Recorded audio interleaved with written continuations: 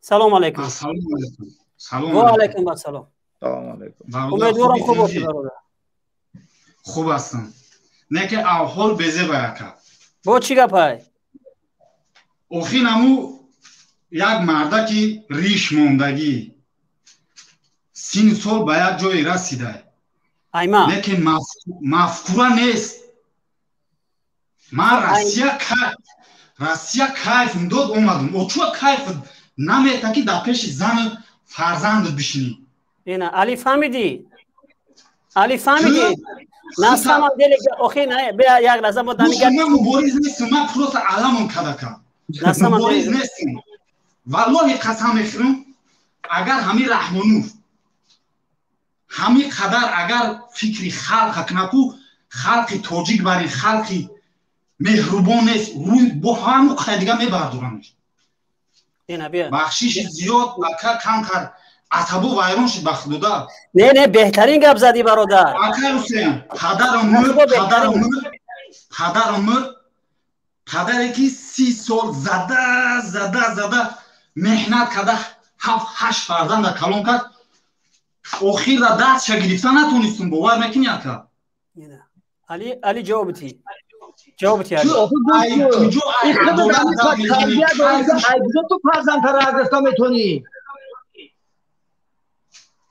خب کلی هم اینو خب که گرد نزد خب که تو فقط عطفیتو تا گوش که تمام تو دمی بسه. ما باز میگم که پروتیف نیستم که رحمانوف پریزیدنت شوه یا که پسر شوه دیگر فکری خلق کنه با میگم اگر فکری خلق کنه همون قدر دیگه با بالا میبردارن شون 100 سالم که اگر همی اولادم برو همی کو عدالت باشه. اوخی بسته چی باید در وقتی عمر در وقتی علی در وقتی عثمان اوخی وایو آدم نبودن وایو ناموس نداشتن وایو ناموس کو. 1 minut گوش کن.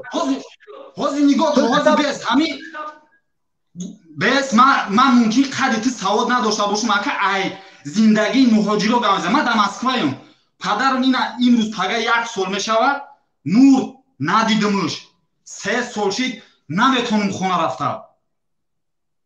تو ای عدالت گپ میزنی مرا کیفم داد. اوخی کیف داد در پیش پدرت بشی در پیش مادرت بشی در پیش فرزند زنت بشی چی باید یا بربر خش تمام مود ندیدیم شون ای خرسندی ما در جای سودیمو یا که این حسین اشرف همین زندگیش ممکن ای زندگی تاجیکستان تده ای زمین توسون فرق داره بخدا قسم میخورم یا که این برادرش فروخ تو ای عدالت گفتنیم که آج مقایسه کنیم. ما اوتا در مسکو بودم و مهاجر بودم و آج ما همین را گفتنیم که بیا مقایسه کنیم. یا دقیقه نگاه کرد فروخ حاضی همین جایی که کار من نشانت میتونم اوخی ای بخشیش ده سبک شیجیز میگن کس اونسو کمتر عصبیم هم خراب شدگی که 3 سال ای اگر ارمی هم بودن من 8 تا اینی بلد میگرفتم ممکن نگاه نیامه شدم میامدم 8 تا اینی بلد میگرفتم در 3 سال. علی فهمیدی یک کم من دشمنی نه بس ولی بس گوش که تو فقط گوش که 1 ساعت ما تو گوش کردگیم فقط هم خالی گناه کردگیم گوش که دست نزن ایت داد نزای که دست نزن تو گوش که تو میگنی مردک علمش کردگیه. خدا شاهده من یکم بار همین افیر همین فقط گوش میکردم همین و حق با باطل کو حق گجوده نیست باطل گجوده. تو نبروی نخه گپ میزنی همه حقی گپ زنی دوره ای درسته نه که قسم میخورم با اللهی که همین سواد حسین اشرف من قرائتایی را گوش کردم اخی اگر نمی 2% شد داشته باشی کو گپ زنه در مکش همه گیرین شما اگر همین سواد همین انسان داشته باشین شما نه که میدونم که رنگی ما یک به سوادی رنگی ما یک به سوادی برای همه نگاه که بس پیشروی دولت نگاه که مفکورای خلق ما دارن پیشروی دولت در چی دیدن در دو تدامی که گیردش سویت موزیکا داره راه اوخی در اروپا پیشروی خلق ای ماشین ای خونه ای دیگرش نه ای سطح زندگی که در خونه چی میخرن در اروپا ای همی میبینن اگر او قبض ها دم باشون ممکن ای تو دستاز بفهمون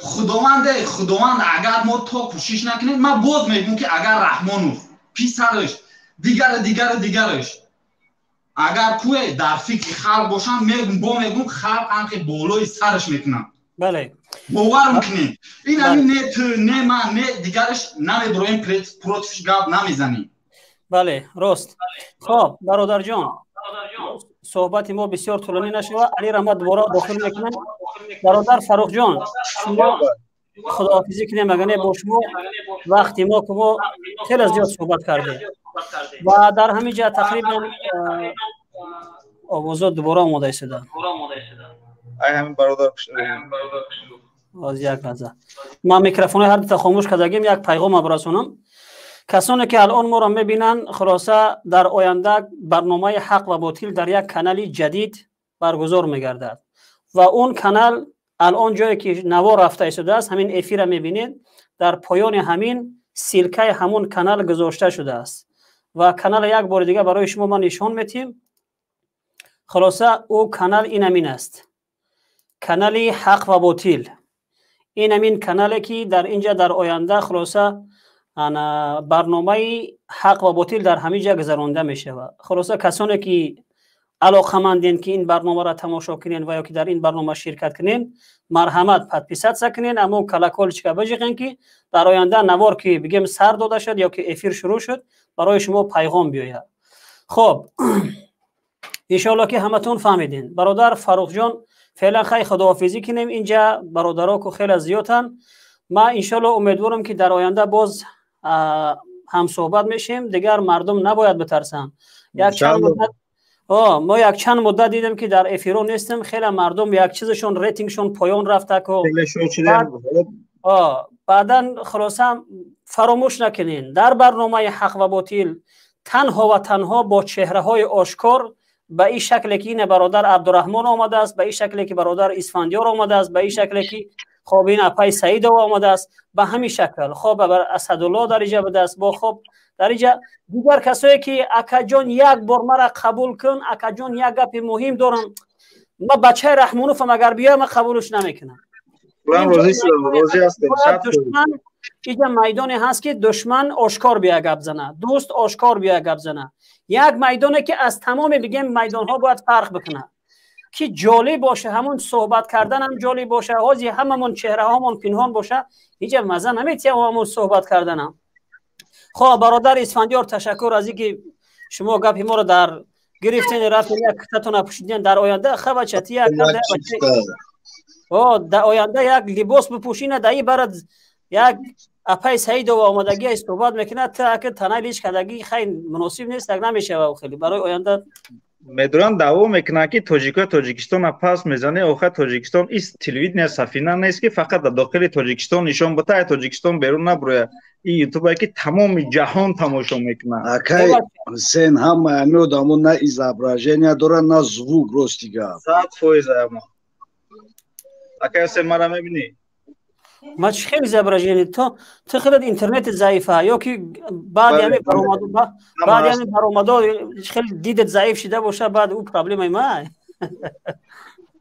شما یا خیلی مردم نه من قطعا خشو دیدستم قطعا خوب صحبت کردستم. این آدمایی که برآوردگیم فقط دیگه نه izobrazenie دارن نه звук ростига چی دروغ میگن. خیلی بله بله حسین یک دقیقه اجازت باشه اگر بیا آخرون نه چید همه خداوند نخواه که نه وقت بر بر هم صحبت شه اشرف اگه اجازت پرسیدم میبرم. بازی گفتن که مقصد شما در وظیفه و در نمیدونم فلان و دیگرش همین هست؟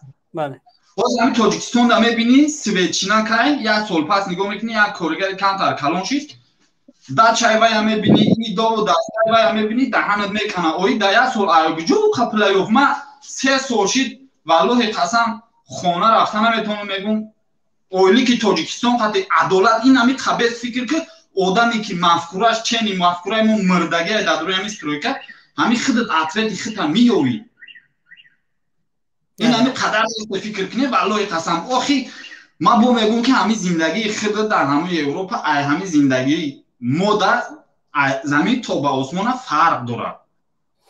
اکنون راستی برادر ببینید که درست است که در اینجا امنیت هست آزادی هست اما این خیلی نیست که زندگی اروپا به مشکلات باشه مشکلات هست چی بخشش من نمیگم که چی بگم مهاجرت به مشکلات هست در وطن خودتی شاو در جای قطعی همسر خوبی فرزند 16 17 18 ساله نگاه میکنی در بالای سر یک کارمند دیگه آخی در همون وطن خود تمامی هست میدرویم خونه در مشکلی را ما گفتستم در مشکلی را من دیدم بعد چشم خودم مشکلی شد گفتستم این مهاجرت در این میگم که تمام شهر همین روسیه را من در 1 سال گشتگیم ای سیبیر سر کرده همین خیلی اومده نمی مسکو ده که نمی کرانتین شید دیگه همین خیلی موندیم مقصد چیه اوخی شما عدالت میگین راه سوز کرد میگین اوخی دیگه چی بر راهوی قشلوق خورا نمیروم بینم راهی بالجوان کرد من دیگه اوخی راه را کرده ای بودجه دولت کرده سای ای کسی خودش نکرده دیگه شرکت ها کرده سای دیگه شرکت ها و پول شگیسته سای زمین سیسته عزیز کرده سای باش نباید بعد که همی سنگچه زنی همی با سخنی با طرفی با شک آوردن الله شما زمیتید کرده همیره ای برادر سخن پرسید که من گپ زنم قطعا گپ زنم با گفت که بیا گپ بزن زنچه دیجا الله میخواسته که من تو گپ زنم با سخن ما و مو صحبت درمده یک سنگچه با سخن الله زده است همین سنگزنی نیست این نمیتیه که این به عمال نفهمیده یک تا گپ زنه که خیلی بالا گپ زده شده فاروق الله گفته که تو اگر همو خلق نخواه که همو سطح خشه همو نمیدونم پالیتیکا خشه یا که همو چیزی که در همو وضعبینی مشکلی در همو بین دولت نمیدونم قوم دیگرش رفته است اگر تو خلق خودش کوشش نکنه значит هم خیلی فراشو میگه تشکر برادر